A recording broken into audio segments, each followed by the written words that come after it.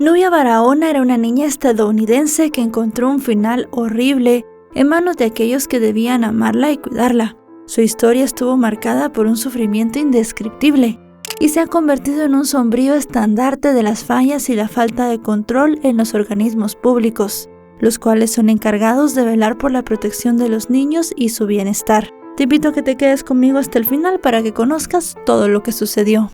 Hola a todos, ¿cómo están? Mi nombre es Lesma, espero se encuentren muy bien. Yo como siempre muy contenta de poder estar un día más aquí con ustedes, muy agradecida de que me estén viendo donde quiera que se encuentren. El día de hoy tenemos un caso sucedido en los Estados Unidos, el de Nubia Barahona. Acompáñenme a ver todos los detalles.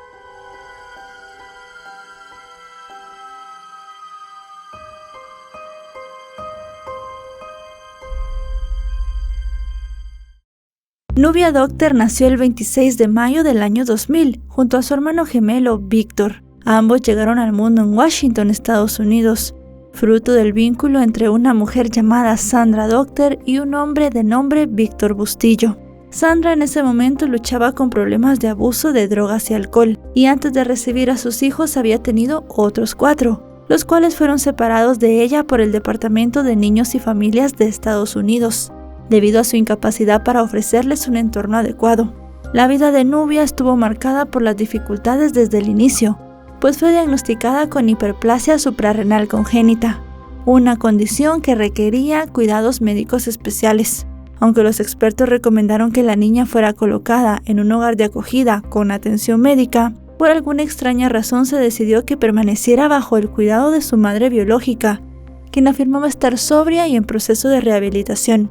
Así las cosas, en 2003, luego de evaluar que no estaban recibiendo los cuidados adecuados, los mellizos fueron colocados bajo la tutela de su padre. Sin embargo, no permanecieron mucho tiempo con él. En 2004, el hombre fue acusado de actos inapropiados de carácter íntimo en perjurio de un niño que no estaba bajo su cuidado, lo que llevó a Nubia y a Víctor a ser puestos en hogares de acogida. Luego de un corto plazo moviéndose de hogar en hogar, finalmente los hermanitos llegaron a vivir a Miami, en Florida, con los esposos Jorge y Carmen Barahona. Jorge era dueño de un negocio de control de plagas, mientras que Carmen era ama de casa. Según los registros, la pareja ya había adoptado a un niño con autismo llamado Jorge, y Carmen tenía una hija biológica que ya era adulta, llamada Jennifer Pérez. Pocos meses después de que los niños fueran colocados con esta nueva familia, una enfermera presentó quejas ante los servicios de protección infantil, debido a que la pareja Barahona se negaba a llevar a Nubia a sus controles, a pesar de que dichas citas eran cruciales para manejar su condición de salud. Ante esta situación, la enfermera recomendó que no se permitiera a la pareja adoptar a los niños, dado su desinterés por el bienestar de Nubia. Sin embargo, esto no pareció ser relevante para las autoridades, y ambos niños quedaron bajo sus cuidados. Otra información que trascendió fue que en el año 2005, Nubia le dijo a alguien en la escuela que su padre la estaba forzando y vulnerando en su intimidad. Como no estaba claro si se refería a su padre biológico o adoptivo, el Departamento de Niños y Familias inició una investigación, en la que aparentemente determinaron que la acusación se refería a su padre biológico, por lo que el caso fue cerrado. Sin embargo, en 2006 el personal escolar volvió a contactar con el Departamento de Niños y Familias, esta vez porque Nubia llevaba un hematoma muy grande en la cara, lo que ellos consideraron una clara señal de maltrato físico. Como resultado, se ordenó que el matrimonio Barahona llevara a Nubia a una cita con el equipo de protección infantil del Departamento de Salud en Miami. No obstante, la pareja no cumplió con esta cita hasta una semana después, y para entonces los hematomas de la niña ya habían desaparecido. Los médicos entonces respaldaron la versión del matrimonio, quienes afirmaron que todo era resultado de una caída accidental. Los reportes no terminaron aquí y las alarmas continuaron. En 2007 surgieron nuevas denuncias. Las autoridades escolares informaron que Nubia estaba extremadamente delgada. Siempre parecía tener hambre y presentaba un olor desagradable. El Departamento de Niños y Familias investigó entonces estas acusaciones, pero el matrimonio insistió en que el estado de Nubia no era resultado de la negligencia o de problemas de higiene, sino de su condición médica. Ante esto, la investigación fue cerrada sin más acciones. Un año después, el matrimonio comenzó el proceso de adopción de Nubia y su hermano, pero se encontraron con la resistencia del tutor de los niños asignado por el tribunal, un hombre llamado Paul Newman. La pareja alegó que Paul estaba actuando a sus espaldas y entorpeciendo injustamente su intento de adopción. Sostuvieron que existía un conflicto de personalidad con él y argumentaron que esa era la razón por la cual los acusaba de negligencia. No se conformaron con estos alegatos, sino que enviaron varias cartas apelando a figuras clave, como el entonces gobernador del estado de Florida, Charlie Crist. En esas cartas describían de manera positiva el cuidado que le proporcionaban a ambos niños, afirmando que los criaban con amor, como lo haría cualquier padre o madre. Como resultado de esta presión, Paul fue removido de su cargo como tutor sin una explicación formal, justo antes de que la adopción finalizara. Así, Nubia y Víctor fueron adoptados formalmente en mayo de 2009. En 2010, las autoridades presentaron quejas similares a las del año 2007, esta vez añadiendo que Nubia estaba perdiendo el cabello. Entonces el Departamento de Niños y Familia investigó nuevamente, pero el matrimonio argumentó que la pérdida de cabello era consecuencia de nuevo de su condición médica y de los medicamentos que tomaba. Como en ocasiones anteriores, la investigación fue cerrada sin tomar ninguna acción. Como una crónica anunciada, la tragedia llegó entonces en el año 2011, cuando una patrulla de carreteras de Florida, durante una rutina de patrullaje, descubrió una camioneta detenida al costado de una autopista. El vehículo llevaba el nombre de la empresa de plagas de Jorge, y de él emanaba un fuerte olor que despertó una gran sospecha. Al acercarse a lo que inicialmente parecía un hallazgo sin mayores consecuencias, pronto se reveló un horror dentro del vehículo. En el asiento del conductor, Jorge, de 53 años, estaba consciente pero desorientado y preocupado. En el asiento del acompañante estaba Víctor, de 10 años, inconsciente, temblando y sufriendo convulsiones. Los oficiales entonces inmediatamente pidieron ayuda médica. La situación no tardó en volverse más alarmante. Cuando los paramédicos llegaron al lugar, encontraron a Víctor visiblemente afectado con lesiones físicas y dificultades para respirar. Una investigación posterior reveló que Víctor estaba cubierto de ácido y que esta sustancia estaba tan presente en el vehículo que había empapado la alfombra y los asientos, haciendo que el aire alrededor del vehículo fuera tóxico. Sin embargo, lo que sucedió después le heló aún más la sangre a todos los presentes. Se abrió la parte trasera de la camioneta y allí encontraron cajas con diferentes químicos sin etiquetar. Mientras clasificaban los químicos, los oficiales encontraron una bolsa de basura de color negra. Dentro de ella había restos humanos. La escena ya de por sí era perturbadora, pero se tornó espeluznante cuando confirmaron que estos restos pertenecían a una niña, quien fue identificada como Nubia Barahona, de 10 años. Su cuerpo estaba cubierto en ácido y otros productos químicos, que evidentemente se habían utilizado en un intento por ocultar el crimen. La camioneta, que parecía un simple vehículo de trabajo, se había convertido entonces en la tumba de la niña y en un instrumento de una historia de abuso y negligencia que ya había sido advertida a las autoridades durante años, sin que nadie realmente se preocupara por Nubia o su hermano. La escena era devastadora y rápidamente el caso se convirtió en algo mediático. El cuerpo de Nubia fue trasladado a la oficina del médico forense para realizarle todos los análisis. Y mientras estos horribles hechos se desarrollaban, Víctor, por su parte, luchaba por su vida en un hospital. Se decidió que permaneciera internado debido a que había sufrido graves lesiones. También había experimentado reacciones internas graves debido a la inhalación de humos tóxicos dentro del camión, además de tener algunas quemaduras que cubrían grandes partes de su cuerpo.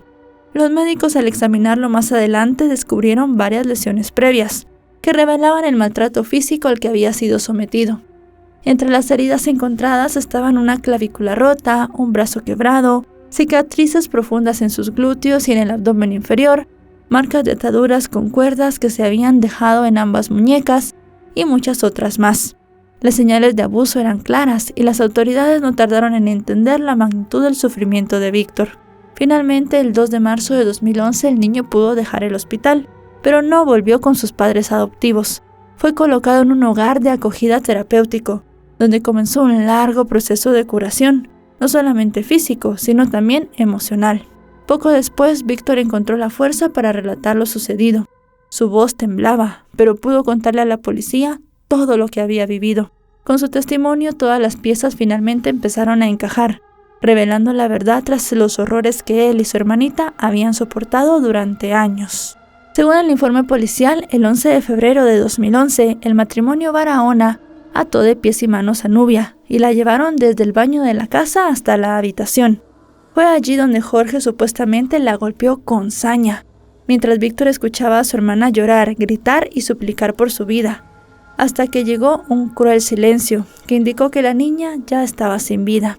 Ante este desgarrador relato, la sociedad no podía entender el nivel de crueldad de este matrimonio, así como tampoco dimensionar realmente las terribles experiencias que habían tenido durante todos estos años los niños. Poco después, Jorge brindó su versión de lo sucedido. Estaba en un estado de evidente conmoción y le confesó a la policía que el día que fue descubierto se encontraba devastado por la supuesta pérdida de Nubia y que había conducido con la intención de prender fuego a la camioneta para terminar con su vida. Admitió que le había dado a Víctor un puñado de pastillas para dormirlo y que luego, con la cabeza del niño en su regazo, vertió gasolina sobre sí mismo. Intentó encender un fuego pero no pudo, alegando que no quería que Víctor perdiera la vida con él. Sin embargo, las autoridades descubrieron algo mucho más perturbador. A medida que se realizaba la investigación, también se encontraron más lesiones en Víctor que en Jorge. El niño presentaba un claro patrón de abuso físico, con contusiones y distintas marcas. Esto hizo que la policía evidentemente pusiera en duda la versión del hombre. Mientras tanto, las investigaciones también desvelaron una serie de fallas alarmantes en el sistema de protección, el cual había fallado de manera consecutiva en su tarea de velar por la seguridad de estos dos niños. Una de estas situaciones fue protagonizada por una niña llamada Alessandra, quien era la nieta de Carmen. Ella solía visitar con frecuencia la casa de su abuela, donde obviamente vivían también Nubia y Víctor. Y la imagen de familia típica y buena se desmoronó cuando esta niña, preocupada por lo que había visto, se atrevió a contarle a su terapeuta lo que sucedía en la casa. Según el relato de la pequeña Alessandra, ella había visto cómo Nubia y Víctor eran atados de las manos y los pies y obligados a permanecer de pie durante horas en una bañera. Según su relato, solo se les desataba de las manos cuando era hora de comer. Además, la pequeña reveló que Carmen no le permitió hablar con los niños durante su visita, lo que aumentaba la sensación de aislamiento y angustia de ambos. Pocos días antes de que a Nubia le quitaran la vida, la terapeuta de la niña hizo una llamada a las autoridades de bienestar infantil. En esta comunicación le relató lo que la pequeña había visto en la casa. Además, dijo que la niña se sentía amenazada por su abuela, ya que ella le había advertido que no hablara con nadie sobre cómo trataban a los niños, que era un secreto familiar y que no tenía que decir nada. Sin embargo, la denuncia nunca recibió la atención adecuada. Y esto tomó todavía más importancia después del descubrimiento del cuerpo de Nubia. Inmediatamente, Alessandra fue retirada del cuidado de su madre y puesta bajo la custodia de su padre. Un juez dictó que ni Carmen ni ningún miembro de su familia podía tener contacto con ella. Otro hecho que se dio a conocer involucró al otro hijo adoptivo de la pareja, Jorge, de 11 años. Según se informó, él intentó contarle a un investigador sobre un secreto que conocía, poco antes de que Nubia fuera encontrada sin vida. Sin embargo, el investigador no le prestó atención. Carmen desestimó lo que decía Jorge, calificándolo con sus propias palabras como alguien de bajo funcionamiento, y le dijo que solamente tenía que estar en su habitación viendo la televisión, ignorando por completo cualquier intención de que el niño hablara. Mientras los procesos judiciales del caso continuaron, a finales de febrero, Carmen solicitó el divorcio de Jorge, en una acción que parecía un intento desesperado por distanciarse de las consecuencias de sus actos. Sin embargo, el 5 de marzo fue arrestada sin derecho a fianza. Así, el matrimonio Barahona fue acusado de abuso infantil agravado, negligencia infantil y homicidio en primer grado. Todo esto el 23 de marzo en 2011. Además de eso, se supo que los análisis forenses determinaron que Nubia había muerto golpeada.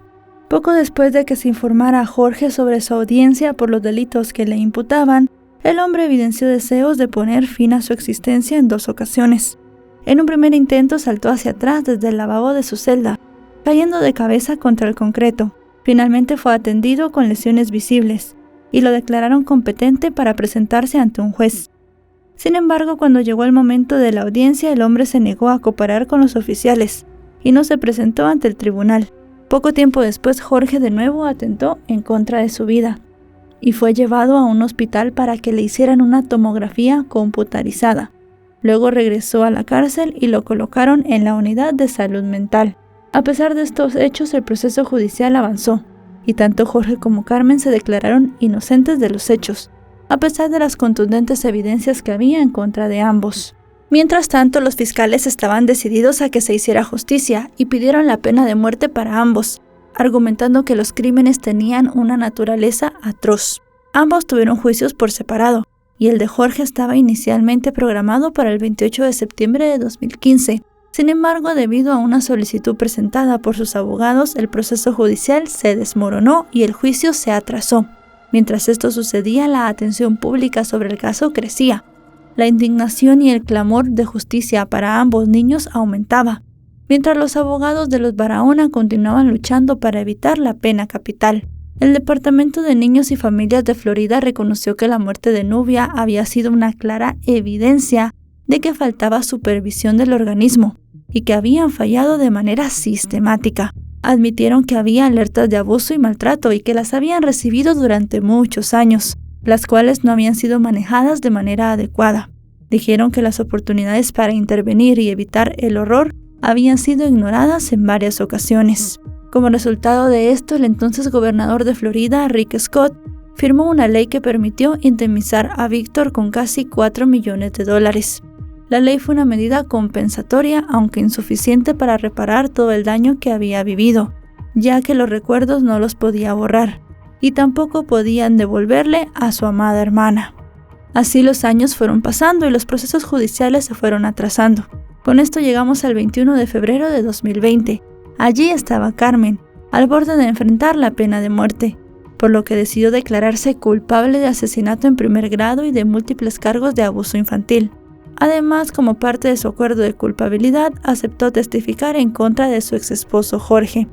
Este acuerdo se debió a un intento desesperado por cambiar su condena de muerte por una cadena perpetua, y la fiscalía aceptó. Con esto, Carmen esperaba que su sentencia fuera aplazada hasta que ofrecieron testimonio en contra de Jorge, quien según ella había sido el principal responsable de toda la violencia que habían sufrido los niños. Unos días después, en febrero de 2020, los abogados de Jorge solicitaron un nuevo retraso en la fecha de su juicio, debido al acuerdo de culpabilidad de Carmen. Los abogados defensores del hombre argumentaron que la decisión de la mujer de testificar en su contra alteraba el proceso legal. Sin embargo, esta solicitud fue rechazada. El tiempo siguió pasando y en marzo de 2021, mientras se encontraba en el centro de detención preventiva, Jorge fue atacado brutalmente mientras dormía. El hombre sufrió hematomas en la cara y, según el informe policial, fue agredido por otros 5 reclusos. Las autoridades indicaron que el ataque se debió a la naturaleza de sus cargos pendientes, lo que reflejaba desprecio de muchos otros reos hacia él. A pesar de las heridas, sobrevivió y fue colocado bajo custodia estricta para su protección. Unos meses después, en agosto de 2021, después de un largo periodo de retrasos, Jorge despidió a su equipo legal y continuó pidiendo más aplazamientos. El nuevo equipo de defensores argumentó que Jorge no estaba en condiciones de enfrentar un juicio debido a su salud mental. Así, en febrero de 2024, una vez más la audiencia judicial para determinar su competencia fue pospuesta. Las autoridades y la prensa comenzaron a hablar de que este caso se había convertido en un caso emblemático de dilación judicial, porque después de 13 años el juicio de Jorge seguía sin concretarse. El caso se había transformado en un símbolo del sistema judicial sobrecargado y de largos procesos que a menudo favorecen a los acusados. Mientras tanto, Víctor continuaba luchando para superar los horrores de su pasado y no veía en el futuro un ápice de justicia. Un mes después, en marzo de 2024, Jorge, que estaba recluido en una cárcel del estado de Florida, fue declarado mentalmente incompetente. La decisión del juez se dio después de una breve audiencia, donde se anunció el fallo después de que 3 médicos forenses lo sometieran a una evaluación exhaustiva. Según los informes de los medios, 2 de los especialistas concluyeron que Jorge no estaba en condiciones de ser procesado, lo que lo hacía incapaz de comprender el proceso judicial y colaborar con sus defensores. Como resultado, fue trasladado de inmediato a un centro especializado, supervisado por el Departamento de Niños y Familias, donde se dijo que tenía que recibir un tratamiento necesario para estabilizar su salud mental. El proceso judicial, que había alcanzado fama por sus múltiples demoras, quedó indefinidamente suspendido. Sin embargo, la jueza aclaró que si la condición de Jorge mejoraba y los médicos determinaban que era capaz de ayudar a su defensa, el caso podría reanudarse. Así, el futuro parece incierto, y mientras tanto, Víctor sigue esperando justicia para él y para su hermana. El 1 de noviembre de 2024 se revelaron importantes actualizaciones en el caso. Después de una exhaustiva evaluación psicológica realizada por un equipo de expertos, se determinó que Jorge, de 57 años, era finalmente apto para ser procesado.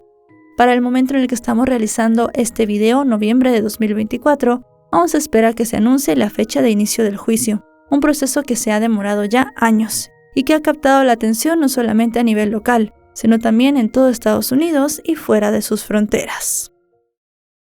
Y bueno, hasta aquí el video de hoy. Un caso muy impactante, muy triste, que aún no tiene justicia. 2 pequeños que fueron puestos en un sistema que los tenía que cuidar, pero se encontraron con personas todavía peores que las que los trajeron al mundo. Realmente bastante lamentable. Déjenme en los comentarios qué opinan de esto. Si este video les ha parecido informativo, recuerden dejarle un me gusta, recuerden suscribirse si no lo están.